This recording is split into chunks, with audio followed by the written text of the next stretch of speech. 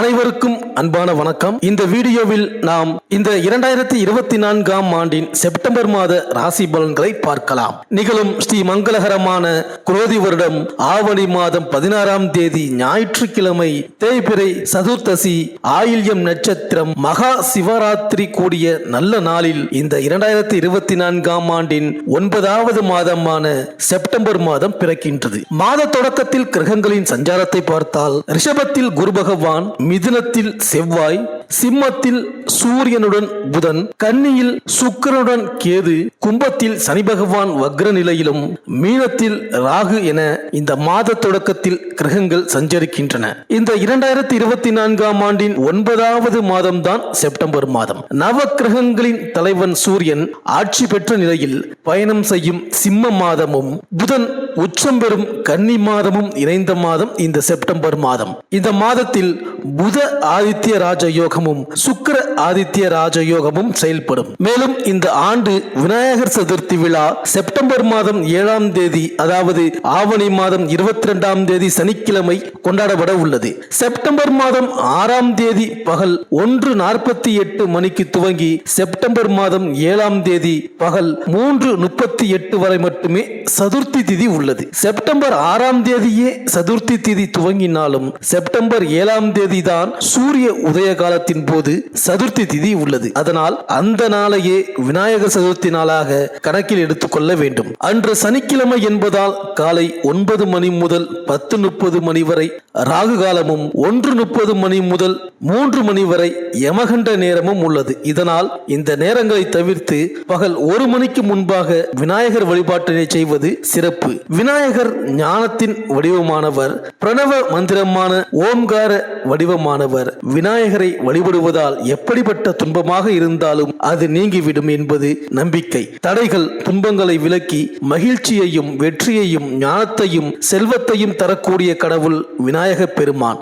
எந்த ஒரு செயலை துவங்குவதற்கு முன்பும் விநாயக பெருமானை வழிபட்ட பிறகு துவங்கினால் அதில் நிச்சயம் வெற்றியே கிடைக்கும். தடைகள் ஏற்படாது. களிமண், மஞ்சள், சாணம், சந்தனம் என எதை கொண்டும் பிள்ளையாரை பிடித்து வைத்து அதற்கு 2 அருகம்புல் வைத்து வணங்கினால் அவற்றில் எழுந்தருளி அருள் செய்யக்கூடிய எளிமையான கடவுள் விநாயகர்.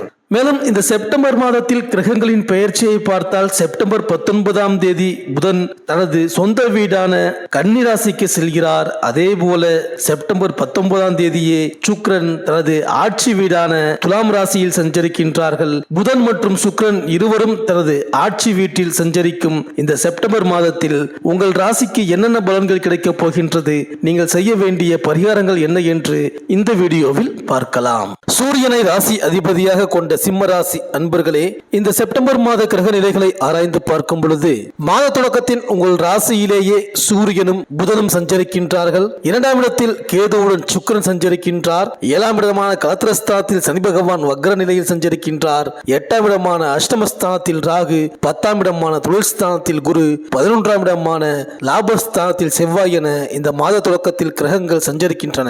மேலும் கும்பராசியில் சஞ்சரிக்கும் சனி பகவான் இந்த மாதம் முழுவதும் வக்ர இயக்கத்தில் இருக்கிறார். சிம்மத்தில் சஞ்சரிக்கும் சூரியன் அவரை பார்க்கிறார். இந்த பகை கிரகங்களின் பார்வை அவ்வளவு நல்லதல்ல. இதன் விளைவாக வாழ்க்கை துணை வழியே சில பிரச்சனைகள் தோன்றி மறையும். வாரிசுகளின் முன்னேற்றத்தில் சில தடைகள் வந்து அலைமோதும். குடும்பத்தில் ஒருவர் மாற்றி ஒருவருக்கு நோய் நொடிகள் வந்து மருத்துவ செலவை உருவாக்கலாம். நினைத்தது ஒன்றும் நடந்தது ஒன்றுமாக இருக்கும். நண்பர்களிடம் நம்பி ஒப்படைத்த பொறுப்புகள் நடைபெறாமல் போகலாம்.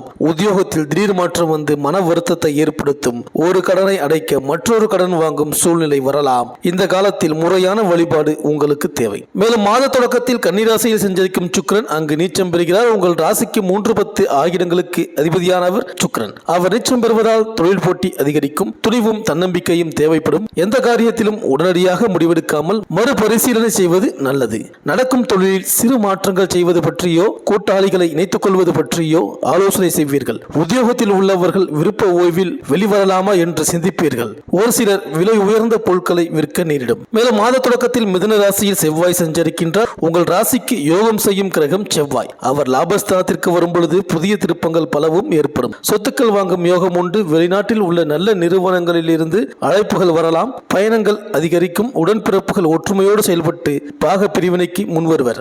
பூமி விற்பனையால் லாபம் உண்டு. புதியவர்களை நெருக்கும். பொருளாதாரத்தை விருத்தி செய்து கொடுக்கும். மேலும் மாத தொடக்கத்தில் புதன் சிம்மராசியில் சஞ்சரிக்கின்றார். உங்கள் ராசிக்கு தனலாபாதிபதியானவர் புதன். அவர் உங்கள் ராசியிலேயே சஞ்சரிப்பது அற்புதமான நேரமாகும். செல்வ நிலையும் செல்வாக்கும் உயரும். இல்லத்தில் சுபகாரிய பேச்சுக்கள் கைகூடும். நினைத்ததை நினைத்த நேரத்தில் செய்து முடிப்பீர்கள். நிகழ்கால தேவை பூர்த்தியாகும். உங்களை உதாசீனப்படுத்தியவர்கள் ஓடி வந்து உங்களிடம் இணைந்து கொள்வார்கள். சமூகத்தில் உயர்ந்த அந்தஸ்தை பெறுவீர்கள். உத்தியோகத்தில் உள்ளவர்கள் உயர் அதிகாரிகளின் மனதில் இடம்பிடித்து தேவையான காரியங்களை சாதித்துக் கொள்வீர்கள். பொது வாழ்வில் இருப்பவர்களுக்கு நண்பர்களால் நல்ல காரியம் நடைபெறும். வியாபாரம் தொழில் செய்பவர்களுக்கு எதிர்பார்த்த லாபம் எளிதில் கிடைக்கும். உத்தியோகத்தில் உள்ளவர்களுக்கு உயர் அதிகாரிகளின் நட்பால் மேன்மை உண்டு. கலைஞர்களுக்கு புகழ் கூடும். மாணவ மாணவிகளுக்கு கல்வியில் எதிர்பார்த்த வெற்றி உண்டு. பெண்களுக்கு உறவினர்களால் நன்மை கிடைக்கும். உங்கள் பெயரிலேயே சொத்துக்கள் வாங்கும் யோகம் உண்டு.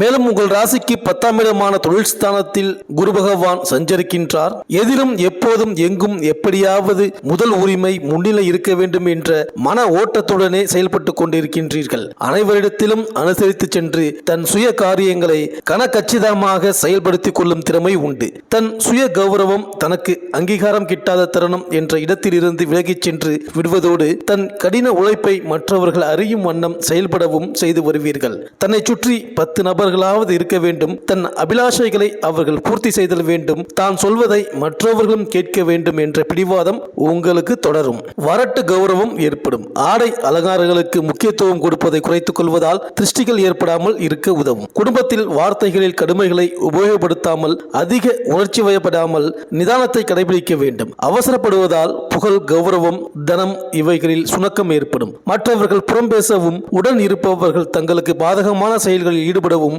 கூடும் என்பதால் பொறுமை, நிதானம் வேண்டும். பிடிவாதம் சிறந்ததாக இருக்காது. கூட்டாளிகள், நண்பர்களிடம் மிகுந்த கவனமுடன் இருப்பது சிறப்பு.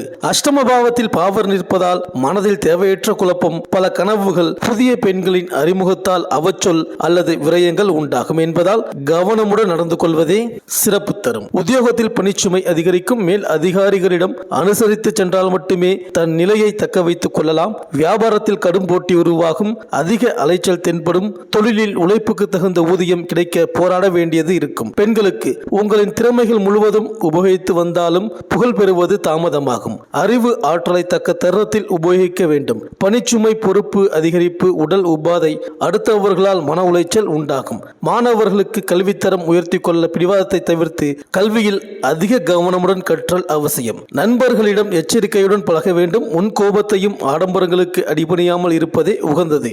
அரசியல்வாதிகளுக்கு எதிலும் எவரிடமும் கவனமுடனும் நிதானம் தவறாமல் பொறுமையை கடைபிடிக்க வேண்டும். அரசியலில் புதிய நண்பர்கள் அறிமுகத்தால் சில தவிர்க்க முடியாத சங்கடங்கள், தடை தாமதம், பொருள் இழப்பு ஆகியன ஏற்படக்கூடும். ஞாயிற்றுக்கிழமை தோறும் வலம்புரி விநாயகருக்கு அருகம்புல் மாலை சாற்றி வழிபட்டு வாருங்கள். இந்த மாதம் முடிந்த அளவு அசைவம் சாப்பிடுவதை தவிர்த்து வாருங்கள். உங்கள் பகுதிக்கு அருகில் உள்ள எந்த குருஸ்தலத்திற்கும் நீங்கள் செல்லலாம்.